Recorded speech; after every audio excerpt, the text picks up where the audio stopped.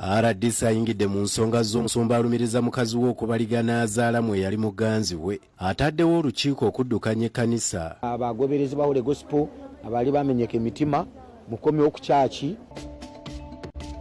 Poliisi ezudde emirambo ebiri mu bifunfugu bya kalina eyagudde ekisaasi. Supervising engineer agenda kwatibwako oba client walina okubawo omuntu avunaanyizibwa. Kakati nze n'abaana ennyumba eyange yeeriwa. Omukazi atawe n'akomyewo mu ddya gya Nobe emyaka 4 n'asaba bba okumwawuliza ku by'obugagga. Ye yatambulanga nandeka mizigo era emizigo gyakulizaamu abaana. Yali akomyewo n'azimba ku maka gabba. Eyali ssentebe Kigonga avuddemu omwasi ku by'okuziikula ebisigala by'omuyimbi Kafeero. Newankubadde si kiwagira kyabadde kyetaagisa. Kubanga n'abamu tebakyamanyi gye balaga mu kadde kano bayinza obutamanya bakitaabwe.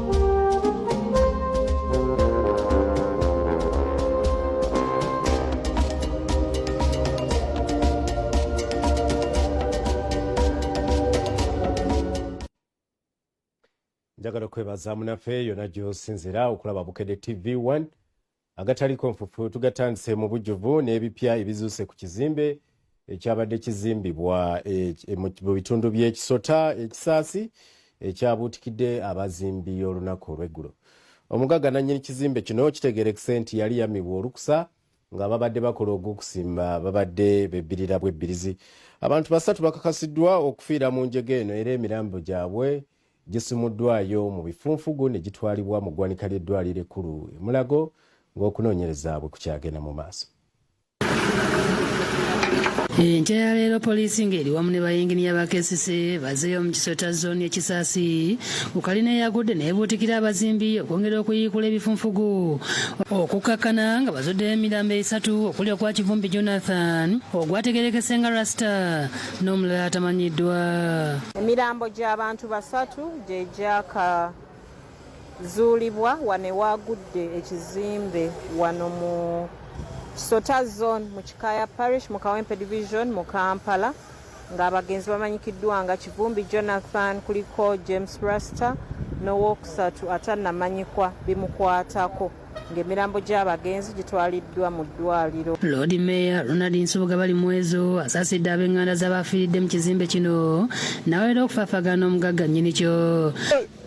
Tugamba tugenda kunoonyereza era tusaba report abakugu batuyambeko, ERB etuyambeko, UIPE etuyambeko, National Building Review Board etuyambeko n'ebitongole byonna ebirala ebivunaanyizibwa nkule ne poliisi. Agambye nti enkola y'abagagga okuzimba ebizimbe mu kibuga Kampala mu ngeri eyakaliggweramu eyo eteekeddwa okukomezebwa ng'etteeka lyakutandika okuluma.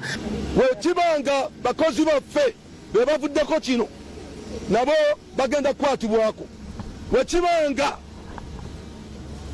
supervising engineer agenda kwatibwako oba client walina okubawo omuntu avunaanyizibwa.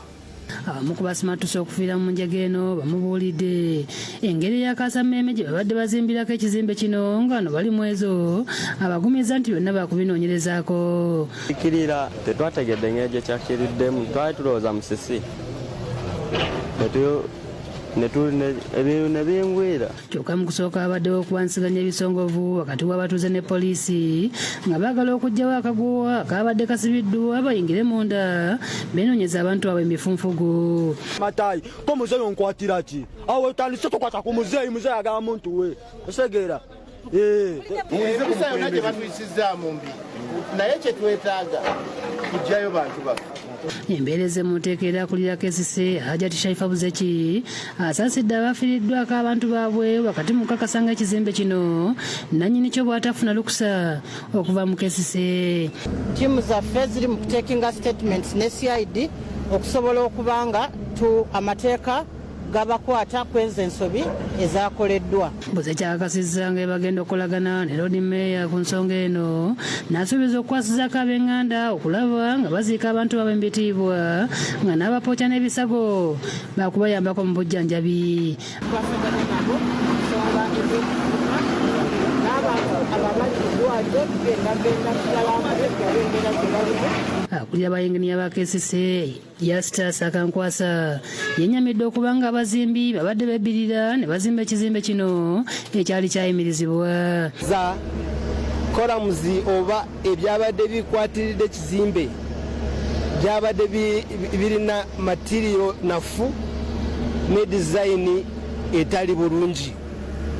Kakati ekizimbe kino kitugamba kyabadde kizimbibwa mu bukyamu. Engeri ebizimbe gye bi approvingibwamu n'engeri gye tuweebwa obuvunaanyizibwa okubulabirira yekyalina obuzibu. Eno municipality ennamba tosobola kugisubjectinga ku bureaucracy ya senta yonna. Abamu ku b'enganda z'abagenzi okubadde Lota ya James Ngo n'ekitaawe wa Jonathan Kivumbi boogedde engeri gye bafunyeemu amawulire g'abantu baabwe okufiira mu kizimbe. Badde Samuel akubbiri awo ne bankubira. Ono mutani wange yasoose okunkubira n'angamba Jonathan ekizimbe kimugwiridde.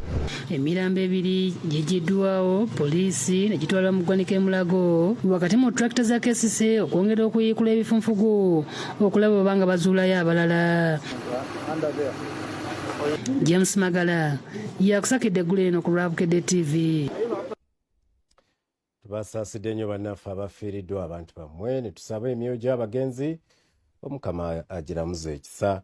Weteyongerayo eyali ssentebe wa disitulikiti y'e Buyikwe Mathias Kigonga avuddemu omwasi ku by'okuziikula eyali omuyimbi Nakinku Prince Job Paul Kafeero.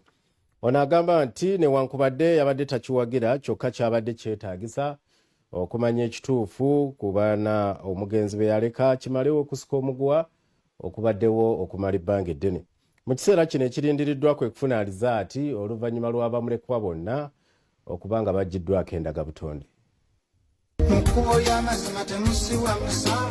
Eyali ssentebe wa disitulikiti y'e Buyikwe Mathias Kigonga agambye nti okuziikula ebisigala by'omuyimbi wa kadongo kamu omugenzi Prince Job Paul Kafeero nga bannabuyikwe tekyabayisiza bulungi wadde nga kyabadde kyetaagisa. Newankubadde nga kkooti ye yayisizza ekiragiro okulaba nti aziikulwa naye tuba tutyobodde era mu ngeri y'emu eddembe ly'omufu. Agamba nti kyakoze bulungi kubanga kyakuyamba okuzuula abaana abatuufu Kafeero be yaleka n'okugyamu abatali babe. Era ate kireeta entalo okwabo abaana ababasigadde nga baawaka kubanga n'abamu tebakyamanyi gye balaga mu kadde kano bayinza obutamanya bakitaabwe. Ebisigala by'omuyimbi Paul Kafeero byaziikulwa ku Lwokubiri olwa wiiki eno olwo abaana bonna abagambibwa okuba nti be yaleka ne bagenda ku kkebero lya poliisi ery'endagabutonde Nagoro okugibwako sampolo nga kati alizaati ze zirindiriddwa. Essanyu lyange abaana bagenda kufuna obwenkanya. Asabye abalina obusobozi okukola ku nsonga z'abaana baabwe nga bakyali balamu. Ebintu bisigale mu ddaame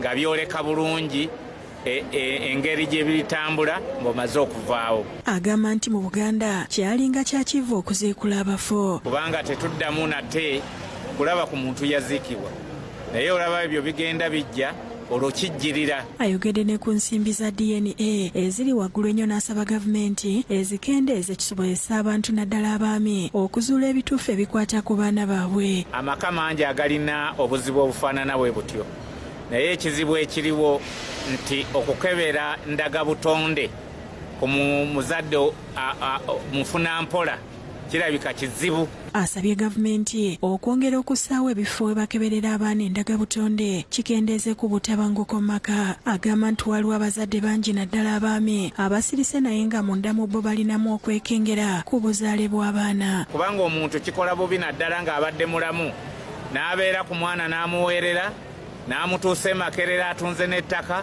ne kizuuka nti omwana si wuwe. Omuntu oyo ayinza okufa ate n'okusasa famire yonna. Kigonga ayogedde ku nsi ejjudde obulyake nti olumu abakugu bayinza okulya enguzi ne basalawo olw'ensimbi ezibaweereddwa. Kyangu nnyo ku nsi eno ejjudde obulyake okugenda n'ayogera n'abo abakikolako ne bakifuula kubanga abantu baffe tebalina bukugu busobola kutafuta byavudde mu bakugu oba bituufu oba si bituufu. Agamba nti omusaayi omubi mu maka olumu gujja n'ebizibu nga guyingidde mu famire mwe gutazaalwa. Oyinza okwesanga nti omusaayi gwe yazaalibwamu gwali gulina ebikolobero gwe bikola ne bijja ne bigwa mu famire eno ne bitabangula ate abaana abatuufu. Kigongo era ajuliza ennyimba z'omugenzi ez'enjawulo okuli n'olw'omusaayi omuboole. Ate ebintu bye yayimba ebisinga obungi byonna kati birabiddwako ng'amaze okufa. Kyesimanyi oba yali ayimba ku bulamu bwe oba yaloota biroote. Abalala abawadde endowooza zaabwe ku nsonga ya DNA. DNA yandibadde nga bono abakebera siriimu nti ereetayo 50,000 tukebere oba olina siriimu nayo DNA yandibadde mu mbeera eyo abantu ne basobola okukola ekintu ekisoboka mu nsawo zaabwe. Abakyala bo basabye abaami okukebeza abaana omusaayi okwewala ebiyinza okuddirira nga bavudde mu bulamu bw'ensi. Kuba natunuulidde olwaleero abaana b'akafeero ne kimpa challenge nnene naffe mbaana baffe. Olwaleero abaami baffe naddala abaami baffe mutwesigiseeko ebyama ebimu naddala ku ky'abaana kuba abaana bonna baba baffe bange naawe omwami wange. Mukasa Kivumbi yakusakidde eggulire lino ku Rabukedde TV. Ensonga za Prince Joe Paul Kafero tujja kuba tuzikutuusaako nga bwe zongera okulanda.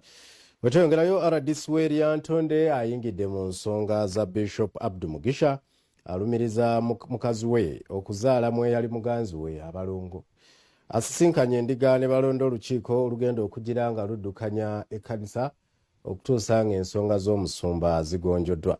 Kyokka omukyala ataddewo embeera ne yeggalira mu nju y'ekkanisa era byonna bibadde bigenda maaso ng'omusasi waffe alaba.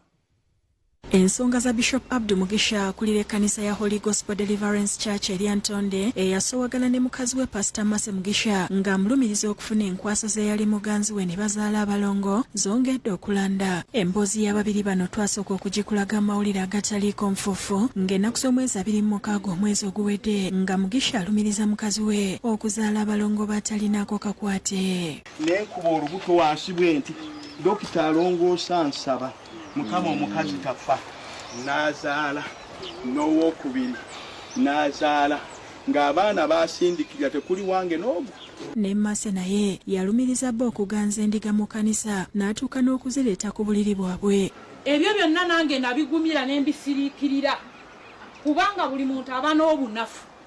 Obunafu bwe nange ne mbukola ntya ne mbubikka. Embeera eno yaviirako abakulembeze okuggala ekkanisa eno. Kati olwaleero amyuka RDC Weria Ntonde Venancio Natuwera abagateireyo ayise bukubirira olukiiko ku kkanisa eno okuluŋŋamya ku nsonga eno. Olukiiko ono terukkiriziddwamu bannamawulire ng'olufulumye ne batubuulira ebikkaanyiziddwako. Mu lukiiko ono tutegeddeko nti endiga zisazeewo okulonda olukiiko olukulembeze olw'akaseera olw'abantu 6 nga mukyala Sarah Mbabazi yalondeddwa ng'omusumba omujja w'ekkanisa eno. Ne bagamba nti kati musumba Saala kayaba abasumba era bonna ne bagendera ku ekyo naye nga si musumba Saala yekka waliyo ne pasito omulala gwe babataddeko anaasobola okukola ki anaasobola okumuyambangako. Ebirala ebikkaanyiziddwako be basumba Mugisha ne mukyala we Mase obutaddamu kusumba kanisa eno mpaka ng'ensonga zaabwe zimaze okuggwa.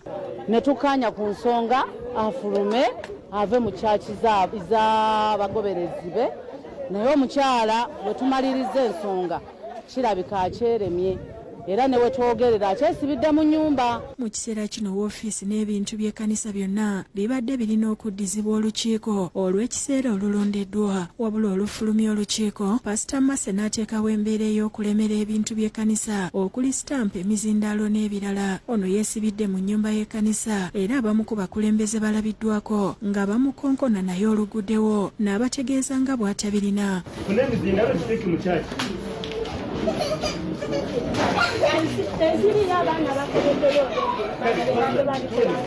Bwe bayingidde mu nnyumba y'ekkanisa n'endiga Mase n'ava mu mbeera n'abayiira amazzi okubadde n'omusumba ow'akaseera.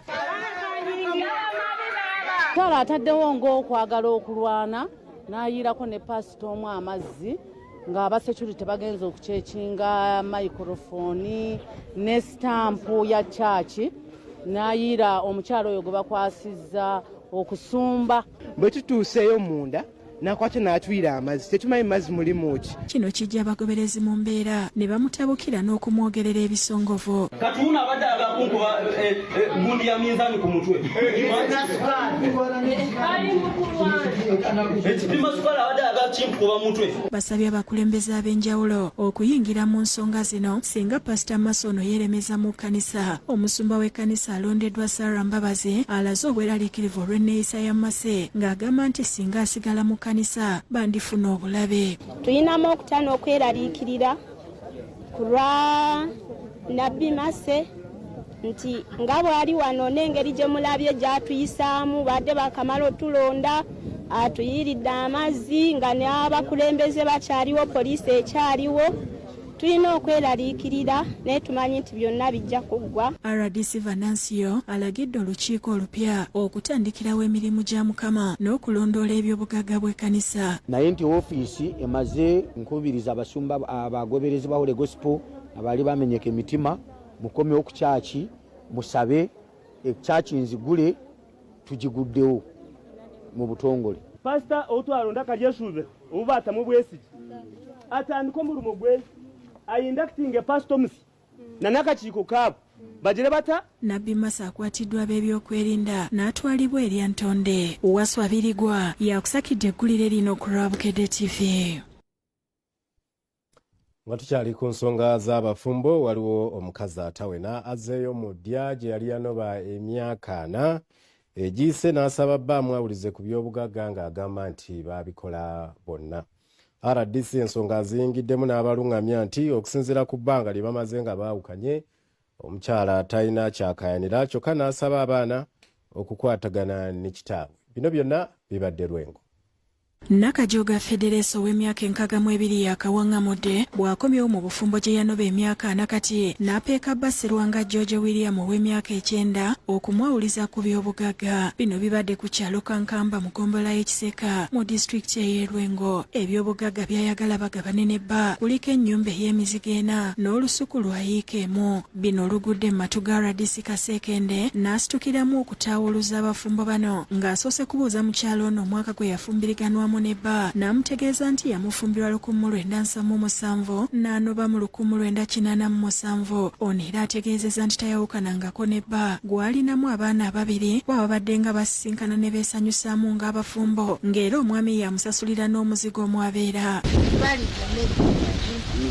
Emizigo egyo nga myazikaadi oyo agamba nti ekimuleese kwe kufuna ebibye nga bba tannafa kubanga zaawulira ng'atunda ebibanja n'atamuwaako yadde omunwe gw'ennusu. Ennyumba y'emizigo gy'ayagala okugabanako agamba nti yagizimba ne bba bakyawakanya ng'agamba nti enju eno yakagizimba emyaka 3 emabega. Ne tweseetinga naye nga bw'atongerezaako ssente era ono omwana ne bakola ogw'okuzimba ennyumba n'etuukaawo. Kati ate naye naakola ki n'avaayo eri mirimu gye nga oba gyali gyonoonese najja wano. Nakajoga oluvannyuma yeetemye engalike n'ategeeza nti ekimuleese lwe luvuuvumo lwe yawulidde nti ennyumba bba ayagala kugitunda. Kakati ate nagenda okuwulira nti ate atundawo neŋŋamba ye atunda anti ye yatambulatambulanga nandeka mizigo era emizigo gyenkulizaamu abaana era emizigo gy'olimu kati era gye ndimu kati. Serwanga abuuzizza eyali mukyala we amubulira obanga yali alabyeko omuntu anoba n'akomawo n'azimba gye yanoba. Najjazimba ku maka g'abba nga yanobawo yali akomyewo n'azimba ku maka g'abba. Serwanga agamba nti yawa mukyala we ono ebibanja 2 okwali ekikye n'ekyabaana wabula byonna n'abitunda ng'agenda.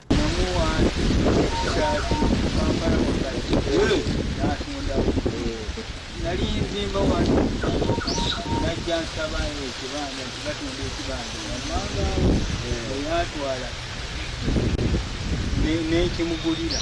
RDC Kasekende ategeezezza nti mu ndaba ye bano tebakyali bafumbo olw'ebbanga lye bamaze eddene nga baawukanye ne bafuna n'ababeezi abalala. Tebaddamu n'okubalima nti empeta tevaawo evaawo. Tebaddamu n'okubalima nti empeta tekola ki? Ekola ki?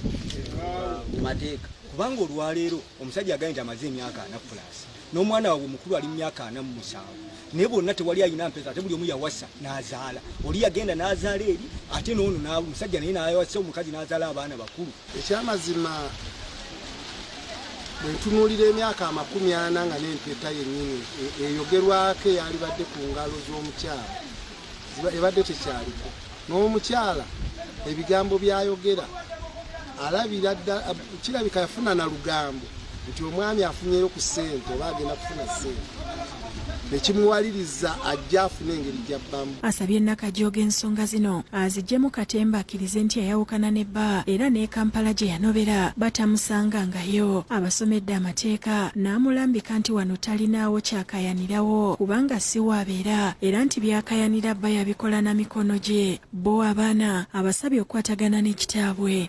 Mu biro ono yateeka amaanyi mangi wano bw'abanga yali azimba naye yali azimba wani kyenabagambye nti mu buli ngeri mulina kukwatagana ne taata we. Florence Tumupende yakusakidde eggulire lino ku Lwabukedde TV.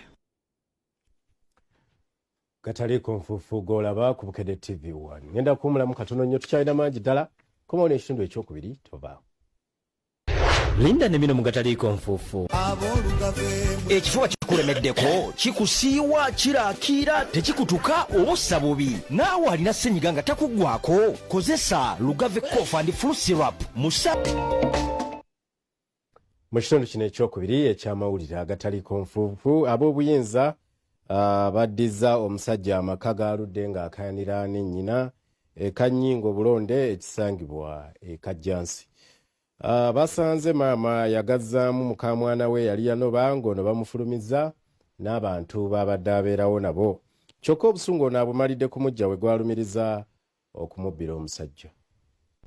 Wetutuukidde Kanyingo Bulonde mu Kajjansi Town Council ekisangibwa mu disitulikiti y'e Wakiso mu maka Francis Xavier Musokega agamba nti yagula n'azimba mu 2012 ng'ava ebweru. Tusanze ekikomera Kiggale. Poliisi ne ssentebe wa LC esooka Bosa Samuel wamu ne Ssemakula Bernard Mukiibi ow'ebyokwerinda basanze akaseera akazibu okuggulawo era nga bakanze konkona nga teri kanyego nga kitutte essaawa nnamba nga bakonkomalidde ebweru okutuusa lwe bafunye ababayambyeko okumenya kufulu.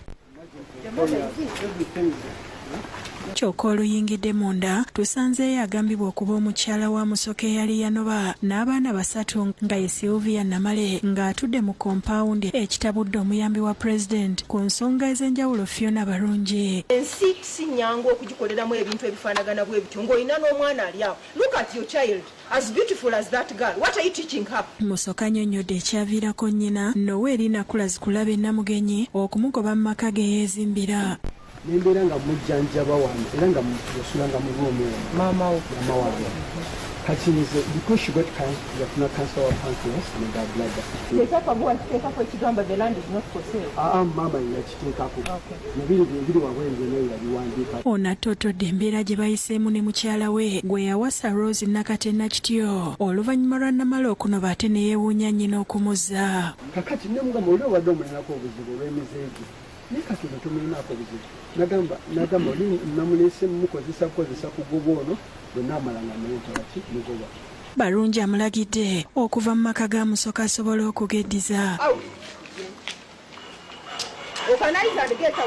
Omwani yasalleewo omwami oyo addizibwa amaka ge because this matter is for the chairman and police.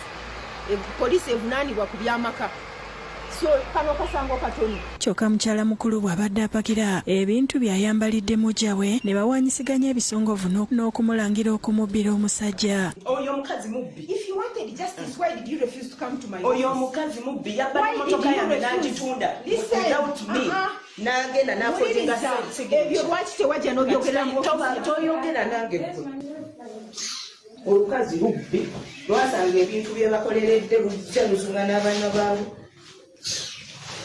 Ono mu maka abadde abeeramu ne baganda be n'emikwano. Ssentebe Bosa n'abatuuze bategeezezza nti amaka gano bakimanyi bulungi nti ga Musoke. Kakati ne mugamba nti maama waakutwalako kyamaka nti maama agatutte yagawambye oli era kati nsula bwiri. Kati gwe wali omumanyi nti ye nannyini maka gano? Yes, era nga nze maama we simumanyi. Oyo yennyini maka era oli maama we.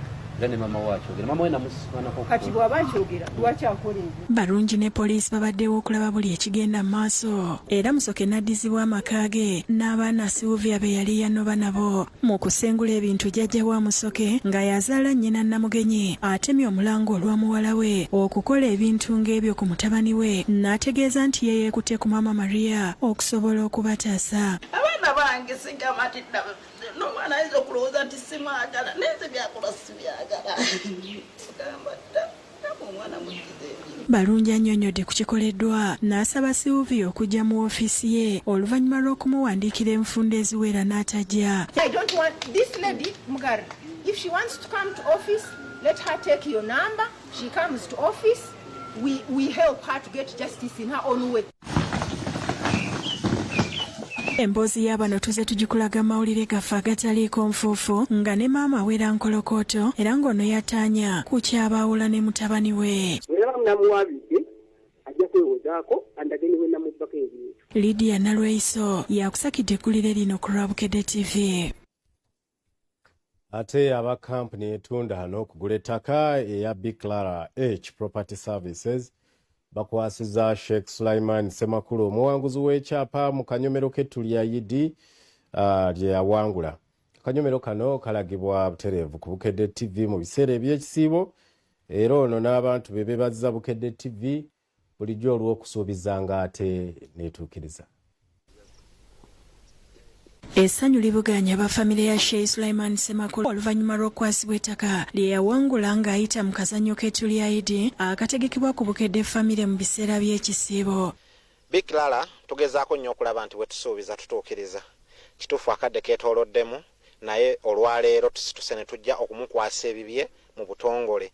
Era tusuubira nti agenda kutandika okukozesa ettaka lye nga bw'ayagala, agenda kukwasibwa ebiwandiiko bye. Enteekateeka eno ebeerawo buli mwaka nga Bukedde famire egabira abasiraamu ebirabo eby'enjawulo omuli ekyapa ky'ettaka ebyasava bya Yidi n'olugendo lw'Emeka okukola hijja. Kati olwaleero Semakulu akwasiddwa ettaka lye yawangula okuva mu Big Clara H Property Services nga lino liweza obugazi bwa fuuti 5 ku 10 ensaamu Bubezi mu disitulikiti y'Empigi. Semakulu asiimye Bukedde famire olw'okusuubiza ate n'etuukiriza. Lino njaddikozesa nga sigenda kulitunda kubanga kino kirabo okuva eri Allah subhanahu wa ta'ala. Nenebaza mama wange Sauda Nabagala, mama munange webali kuyimirira nange.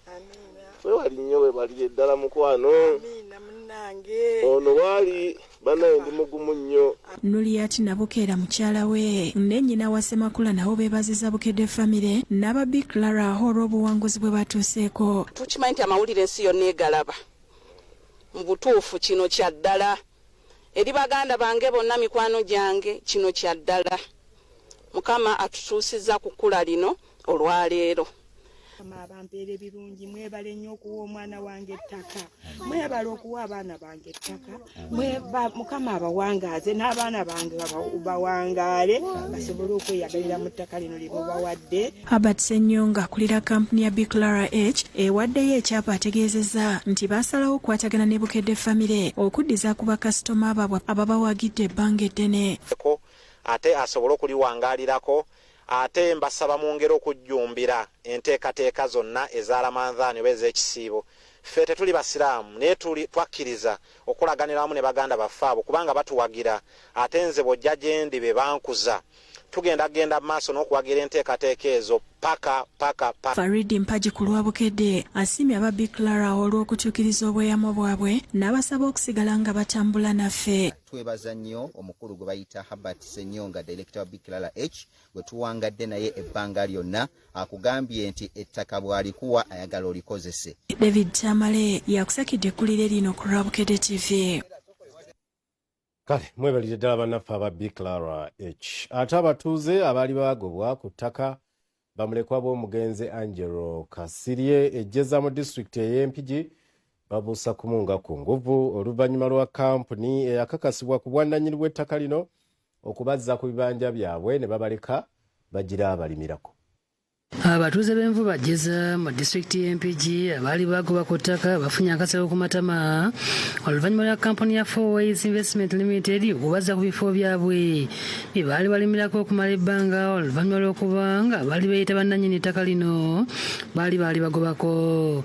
Kino kyaddirira waddiisi w'empigi Sarah Nannono nga aliwamu ne Nathan Bwogi okuva mu kakiiko k'eby'ettaka Makago wa pulezidenti okutuuza olukiiko gye buvuddeko okubuulira abatuuze nannyini ttaka omutuufu ekyabasanyusa. Kale olwaleero bawandiisa abaali ku ttaka lino nga bakkiriziddwa okuddamu okulimira ku ttaka lyabwe ng'ekiseera bwe kirituuka balyegula era nga bamu balabiddwako nga basibye sengenge. Buli muntu akozesa ekibanja kye mulime emmere yammwe temugenda ku street kubba mbere ku ttaka mukole ki terako omuntu emaddamu batiisatiisa nga bagaana okozesa ebibanja byammwe. Bagamba nti bakukozesa ettaka lyabwe nga ebalinda. Ekinaasalwawo abakampuni Sewanya Natone nga yakulembeddemu abaziddwa ku bibanja ayogedde obulumi bwe bazze bayitamu okuva lwe bagobwa. Naye okuva Bwogi bwe yakomyewo n'atubuulira ekituufu ne RDC aba Fourways mbeebaza nti baatuukiriza ensonga eyo nti kwaliko abantu abaali bakolerako tebabayisizza bubi era babakkiriza bakomewo baddewo buli omu bifo bye we yali akola ki we yali akolera. Serwadda Fred akiikiridde abakampuni ayogedde engeri gye baddukira mu kooti okusalawo eggwe ku bwannannyini bw'ettaka lino. Lisiti yiino era nga buli omu mukkiriza ddemu akozesa ettaka lye ekifo kyo waali ekiseera ekifo kinaaba kituuse tujja kulayo tubakompasetinga basobole otuviira ku ttaka lyaffe. Njagala okikwasa omukulu ono akulira ab'ebibanja abali ku ttaka lyaffe babe kuddamu muntu yenna abataataaganya ekyapa ekya Fourways kyekino. Akwasizza ekyapa akulembeddemu abatuuze n'ekiwandiiko ekyava mu kunoonyereza ku ttaka lino bagire nga babeera nabyo n'abasaba babirage ng'omuntu yenna abeera nga azze okubagobaganya. Ekitabo kano ke kalimu kalonda yenna akwata ku ttaka lino ebyapa ebyo baali baatuuzaako era nga byasazibwamu era omuntu yenna ajjanga akutaataaganya omukwase ekitabo kino akisome ekitabo kya gavumenti. Abatuuze basanyuse olw'okufuna obwenkanya. Tuli mu ssanyu lya nsusso olwa Fourways kyetukoledde kubanga ettaka lino lyali bajjajja baffe ne bataata baffe ate ffe ng'abaana ne batugaana okuddamu okukolerako naye tusanyuse nnyo Fourways bwezze buli omu neemuddiza addemu akolera we yali akolera. Twebaza gavumenti olw'okutuulaga bannannyini ttaka abatuufu kubanga twali tunyigirizibwa ffe ng'abatuuze b'oku kitundu kino. Twasanyuse nnyo ffe twagumiikiza naye babadde batukigganya batugoba batukuba emiggo batwala ku poliisi naye tusanyuse nnyo Fourways okutulaga omutuufu. Eggulire lino tuze tulikulaga nga abakampuni ya Fourways batunga n'abafamire ya mugenzi Angelo Kasirye ku bwannannyini bw'ettaka lino. Kuliko ebyapa ebituufu wabula kuliko n'ebyapa bye baakolerera ate nga tebabikoledde nti bajingidde ebijingirire ku Nassau Road oba Nkuluma wabula ate ng'era biva mu sisitemu. Tujje twerule empenda tumanye ono agwawo ono akola ki agwawa.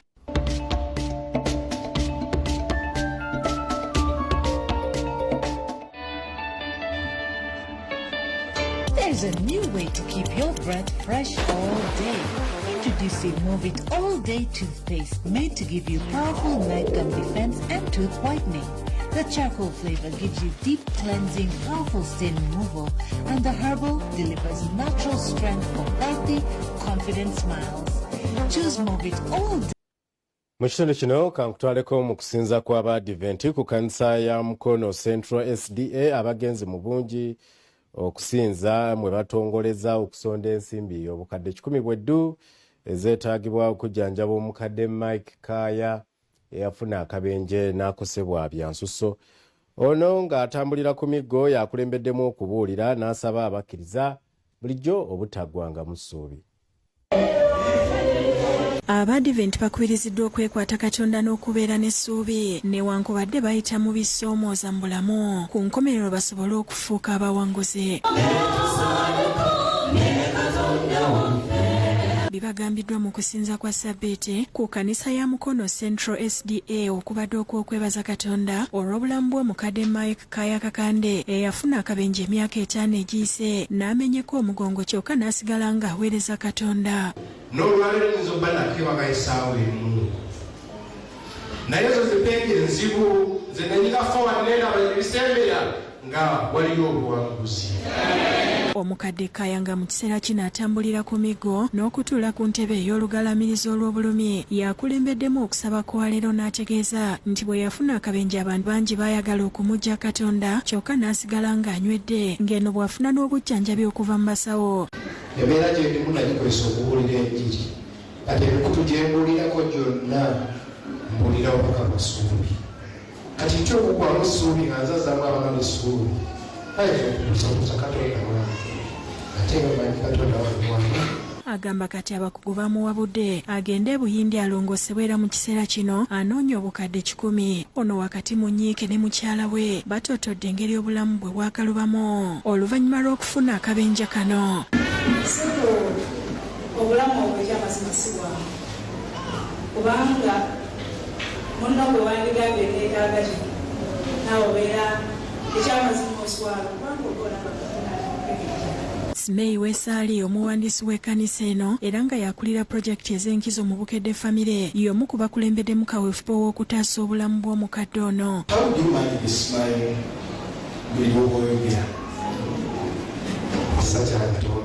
Omusumba Godfrey Kimbugwe owa Mukono District agambye nti omukadde Kaya kyakulabirako kirungi mu bakristaayo nga teri muntu asaanye kuterebuka ne bw'aba n'ebizibu.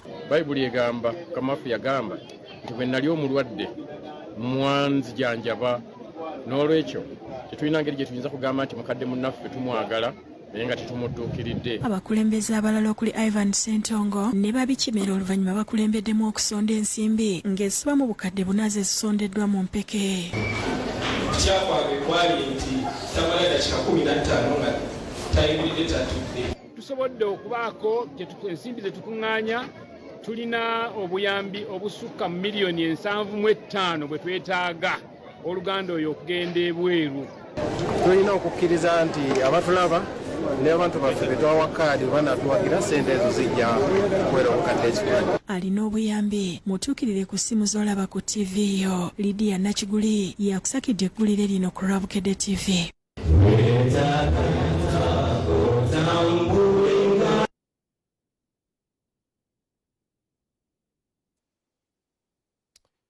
Saasiremu olwako akabuuseemu bo abasiraamu bakubiriziddwa okujjukiranga abantu baabwe ababa bafaako kubanga tekirina ngeri gye kikontana n'amateeka ga busiraamu.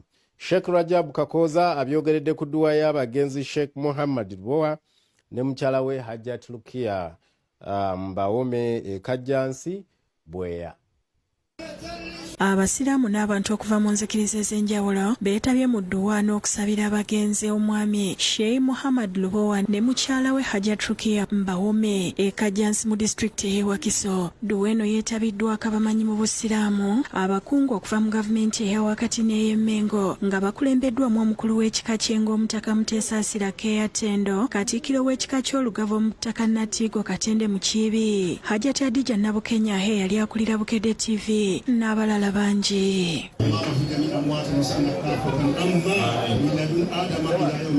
Bamasheyi babuuliridde n'okusomesa abantu ku neeyisa nga bakulembeddwa Sheikh Matova Sharaf alabudde abantu ku nsi nti tesaanye kubeemazaamu.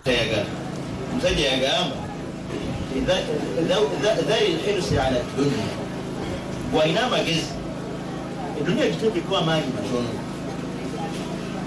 Alina amagezi eddunya ekikole ki giteekeko amaanyi matono kubanga kariban saufa nartahi, fenna enkya tugenda.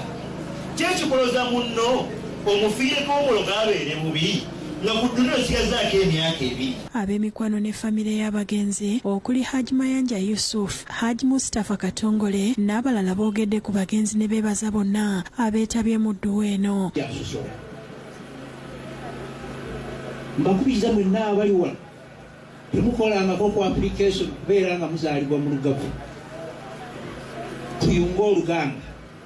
Ebiseera ebimu oluusi yabeerangamu ng'omukambwe ng'omuzadde naye nga okukwabiranga kulambika ng'atulambika.